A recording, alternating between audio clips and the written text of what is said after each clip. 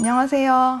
감정평가사가 되자의 김하인 평가사입니다. 오늘은 2년차에 1점 차로 떨어지고 요번 35회 감정평가사가 되신 이재훈 감정평가사님을 모시고 인터뷰를 진행하게 됐습니다. 저희가 이제 편한 사이라서 반말로 진행을 할 테니 좀 양해 부탁드리겠습니다. 그러면 먼저 2년차 때랑 3년차 때 시리법 점수가 어땠는지 말해줄래? 2년차 때는요, 이제 실무 같은 경우에는 45.5 나왔고요. 이론은 51.5, 법규는 51점 이렇게 나왔어요. 3년차 때는요, 실무는 68.5점 나왔고요. 이론은 51점, 법규는 52점 나와서 평균 57점 정도로 합격했습니다. 그러면 2차에 불합격했다고 딱 느끼고 3년차 때 어떻게 이론 공부를 해야겠다 막연하게 생각한 게 있었어? 저는 원래 이론 같은 경우에는 목표 점수가 50점에서 52점 정도 맞자고 생각을 했기 때문에 이제 공부 방법 같은 경우에는 그대로 가져가면 되겠다라고 생각을 했었고요. 그렇구나. 네, 그래서 이제 기본서 위주로 하면서 약간 스터디 때 논점 추가로 나오는 것들을 좀 외우자라는 방식으로 공부를 많이 했어요. 그리고 너가 좀 특이한 게 강사를 되게 많이 본 걸로 알고 있거든, 이론 강사를. 그쵸. 그렇게 공부를 하기로 한 이유는 어떤 게 있을까? 21년 11월에 공부를 시작하게 되면서 그때는 1차만 이제 공부를 하고 이제 1차 시험에 합격하고 결과가 나오고 나서 이론을 처음 그때 시작을 했었거든요.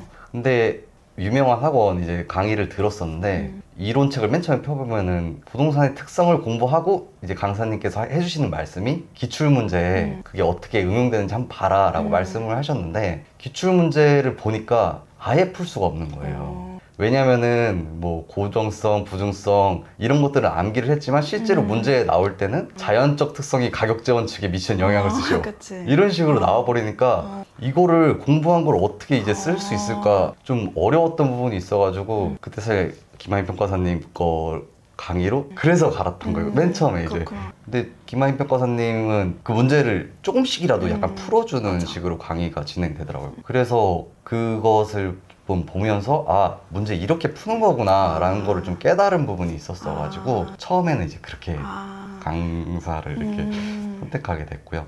조금 나중에 가서는 스터디를 하면서 이게 강사님들마다 찝는 논점들이 좀 다른 측면이 있어가지고요. 좀 논점들을 여러 개 취합을 해서 보면은 좋겠다 라고 해서 이제 강사님들을 여러 번 바꿨었습니다. 혹시나 과거에 이거를 조금 더 했더라면은 내가 조금 더 좋은 점수를 받지 않았을까 하는 포인트가 있을까, 이론 과목에서? 제가 조금 아쉬웠던 부분은 2년차 때는 이제 최유효 이용의 문제가 나오면은 특수 상황에서의 최유효 이용들이 있는데 그게 교수님들 책에는 엄청 좀 상세하게 설명이 많이 돼 있었거든요.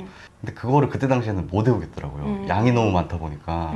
그래서 그냥 목차만 보고 갔었는데 그런 부분들을 조금 보완했으면 좀 더 좋은 점수가 나오지 않았을까라는 생각을 했고, 두 번째로는 잘 쓰시는 분들의 답안을 좀 많이 봤어요. 근데 잘 쓰시는 분들은 이제 예시도 들고 막 그 자기의 의견들을 막 보충해서 많이 쓰시더라고요. 근데 저는 그 부분은 제가 3년차 때도 사실 보완을 할 자신이 없었어가지고 그 부분은 이제 버리고 갔습니다. 그러면 너가 생각하기에 잘 쓴 글과 못 쓴 글이 딱 구별이 된다고 생각해? 예, 확연히 된다고 생각해요. 어떤 점이 다를까? 저는 사실 글은 잘 못 쓰는 편이었거든요. 글을 못 쓰는 사람들의 특징을 보면은 책에 내가 써야겠다고 하는 그 특정 부분 있잖아요. 그 부분들을 암기해서 그냥 그대로 써요. 근데 이제 또 이제 사안이 나오면은 사안 포섭 자체는 자신이 없으니까 한 줄? 뭐 이 정도로 쓰고 그냥 딱 끝맺는데 잘 쓰시는 분들은 그 외운 부분뿐만 아니라 내가 이해하고 있다는 걸 명확히 좀 보여주는 글 같아요. 네. 그래서 예시도 여러 가지를 정말 많이 아시고 누가 봐도 이 답안을 보면은 그냥 그 자체로 이해가 되는. 다음 질문은 감칙과 실무 기준은 어느 정도로 암기했는지. 일단 감칙 같은 경우에는 수험생들 다 그렇겠지만 기본적으로 다 암기를 한다고 생각을 하고요. 실무 기준 같은 경우에는 2년차 유예 때까지는 사실 완벽하게 암기를 못했어요. 3년차 돼서야 이제 실무 기준은 좀 많이 암기를 했어요. 그러면 추가적으로 실무 기준 해설서나 아니면 교수님들 교재는 어느 정도 봤는지? 실무 기준 해설서 파일이랑 경수 교수님 교재를 좀 봤었는데 그거는 맨 처음에는 좀 3년차 때 노력을 했어요. 좀 보려고 많이. 근데 이게 오히려 들어오지도 않고 양이 너무 많으니까 안 들어오더라고요. 그래서 3년차 때도 사실 실무기준 해설서라든지 이제 경수 교수님 책은 그냥 눈으로만 훑고요. 엄청나게 자세히 공부를 한다든지 하진 않았던 것 같습니다. 그 다음에는 이제 기출 문제는 몇 번 정도 봤는지? 이론 같은 경우에는 기출 문제를 2번 봤어요. 어떤 식으로 봤어? 저 같은 경우에는 그거를 굳이 문제를 보고 다 쓸 필요가 없다고 사실 생각을 해요. 왜냐면은 어차피 목차만 나오면 뒤에 쓸 내용들은 거의 정해져 있잖아요, 사실. 물론 뭐 사안 포섭이라든지 이런 부분들은 좀 해야 되는 부분이 있겠지만 어차피 목차만 나오면은 쓸 부분은 거의 정해져 있어서 기출 문제는 이제 목차만 잡고요. 목차가 좀 이제 책과 이제 모음 단어가 좀 차이 나는 부분들 있잖아요. 그래서 이 교수님들이라든지 강사님들 어떻게 썼는지 그리고 내가 좀 취해야 될 부분은 어떤 게 있는지를 보면서 복습을 좀 했던 것 같아요. 근데 이회독만 해도 충분히 됐던 것 같아요. 네. 그 다음 질문은 이론 개별 스터디를 별도로 했는지? 이론만 딱히 개별 스터디를 하진 않았고요. 토요일 날 이제 학원에서 매주 스터디가 진행이 되잖아요. 그러면은 학원 스터디 끝나고 그날 복습을 다 했어요. 그리고 일요일에는 따로 개별 스터디를 해서 다른 학원 거 GS를 전부 다 풀었거든요. 그래서 이 이론 같은 경우에는 오히려 뭐 의암기라든지 이런 부분들이 좀 문제가 되는데 그런 부분들은 딱히 개별 스터디 구하지 않고 저 혼자 외웠습니다. 그러면은 다른 그런 학원 스터디 풀고 할 때는 같이 시간을 정해서 풀고 그 다음에 뭐 답안지를 돌려보는 그런 걸 한 거야? 네, 답안지를 좀 돌려봤어요. 답안지 돌려보면서 뭐 이런 부분들은 좀 부족하지 않냐 이런 부분만 이제 간단하게 지적을 하고 그냥 넘어가는 식으로 했던 것 같아요. 그러면 지금부터는 요번 35회 실제 이론 시험 문제를 보고 뭘 느꼈는지 뭐 어떻게 해결했는지를 간단히 말해보는 시간을 가질 텐데 실제 시험에서는 목차는 몇 분 정도 잡았는지? 이번 시험은 1번 같은 경우에 너무 전형적이었고 그렇다 보니까 목차 잡는 데 쓰는 시간은 12분 정도 전체 썼습니다. 1, 2, 3, 4 다 포함해서? 네, 맞습니다. 평소에도 그 정도 시간을 투입을 했었어?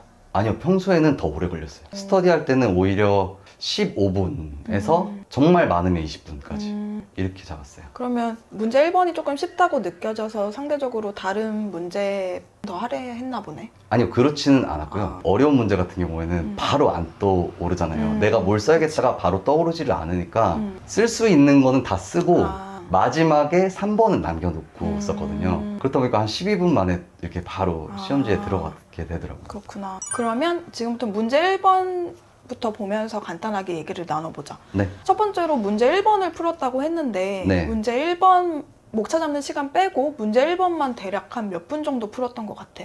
딱 40분 썼습니다. 아, 40분? 네, 딱 40분 썼고 더 안 남겼어요. 그래서 문제 1번 보자마자 들었던 생각은 이거는 무조건 많이 써야 된다. 그러니까 이제 문제를 풀 때는 최대한 많이 쓰자라는 생각으로 임했었던 것 같고요. 뭐 이제 물음 1번 같은 경우에도 뭐 복제원가, 대체원가 이런 개념은 안 썼고 물음 3번 같은 경우에도 다 썼는데 관련 가격제 원칙 이런 것까지도 좀 쓸 수 있었거든요. 근데 이제 문제 1번 같은 경우에 제가 8페이지 작성했어요.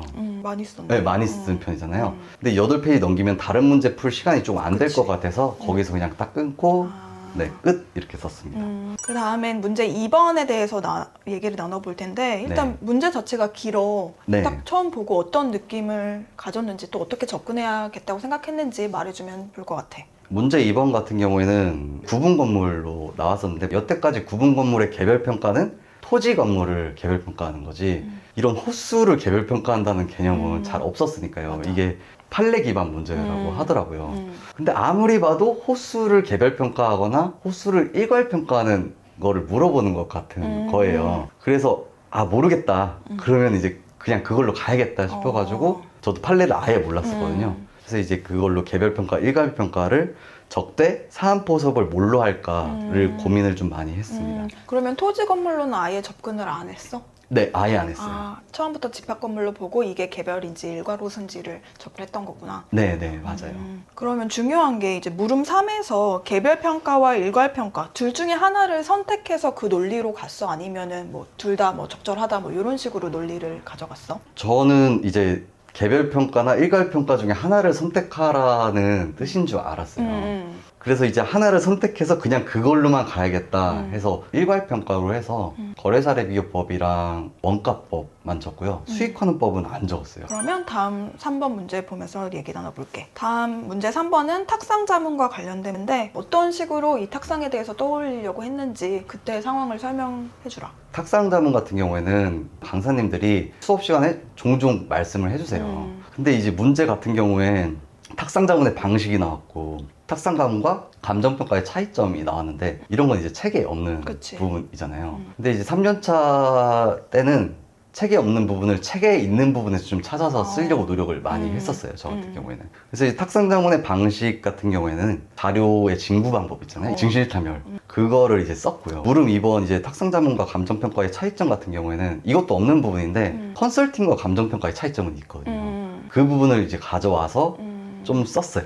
실제로 이 문제 3에서 몇 프로 득점했는지 기억나? 거의 다 50% 정도 하고요. 문제 그러네. 3도 50% 정도 했습니다. 그렇구나. 마지막으로 문제 4번 ESG 관련된 건축물 감정평가인데 이거는 네. 어떻게 접근했는지 아까 들어보니까 문제 1 풀고 문제 4번을 풀었다고 했는데 조금 네. 상대적으로 쉽게 느껴져서 먼저 풀었던 거야? 친환경 인증을 받은 건축물 감정평가는 저희 이제 실무 기준에도 나와 있는 부분이다 보니까 그 부분은 이제 외웠기 때문에 외운 거를 그대로 쓰면 되겠다라고 했는데 ESG의 구성 요소를 쓰시오는 정말 아예 몰랐거든요. 그래서 그냥 ESG 쓰고 그냥 여기 있는 문제 그대로 썼어요. 인바이러먼트, 아 진짜? 네, 소셜 가버넌먼트. 거버먼트를 쓰고요. 어. 환경 요인이 뭔지 모르니까 저희 이제 실무 풀 때 보면은 개별 요인에서 가접한 획기인기 이렇게 외우잖아요. 거기서 그냥 환경 요인 비슷한 거를 막 쓰고 사회적 요인도 다 그냥 그렇게 썼던 것 그냥 같아요. 지어서 썼구나. 네. 얘기 들어보니까 어떤 모르는 문제가 나오더라도 일단 내가 공부했던 것 중에 어떻게 해서든지 찾아내서 풀어내려는 능력이 있었던 것 같네. 그게 정말 저는 이론에서 중요한 것 같아요. 그게 진짜 공부를 짧게 하면은 좀 찾아내기 어려운 것 같고 많은 문제를 풀고 또 내가 기본서를 보고 이해하고 내 걸로 만드는 과정에서 그런 능력이 길러지는 것 같아. 얘기를 들어보니까. 네, 맞아요. 그러면 지금 처음 이제 이론 공부를 시작하려는 사람들에게 조언 하나만 해준다면? 일단은 이론을 맨 처음 공부할 때 가장 어려운 부분이 뭐냐면 기본서에 있는 내용과 기출은 정말 많이 상이하거든요. 그리고 뭐 사례형 문제 같은 경우에는 정말 이게 무슨 말인지도 모르고 있고 이런 문제들이 정말 많은데 처음에 강사님들이 대부분은 기본 이론만 가르쳐 주시거든요. 뭐 책에 목차 외워라, 의 외워라. 그게 정말 중요해요. 그때 많이 외우는 게 정말 중요해요. 그때 그거를 이 기출 뭐지? 이거 이렇게 해도 되는 건가? 이렇게 해서 갈팡질팡 하다 보면은 나중에 되게 남들보다 뒤처지게 되거든요. 기본서 공부할 때 충분히 암기를 해놓는 게 이론 공부에서 제일 중요하지 않을까. 처음에는 그냥 암기로 시작을 하고요. 나중에 되다 보면은 이제 문제 유형을 외우기 시작하거든요. A를 설명하시오. 뭐 A와 B를 설명하시오. 막 이런 것들을 외우면서 그때부터 이제 목차를 잡기 시작하는데 그 목차를 잡으면서도 계속 학원 같은 경우에는 진도가 나가고 그치. 있거든요. 그런데 그 진도 나가는 것과 목차 잡는 것과를 밀리지 않는 게 정말 중요한 것 같아요. 그냥 시키는 대로 해라. 네, 시키는 대로 최대한 따라가려고 노력을 하는 게 가장 중요하지 않나. 저는 그렇게 생각을 합니다. 이상으로 이재훈 평가사님과 이론 인터뷰 마무리하도록 하겠습니다. 감사합니다.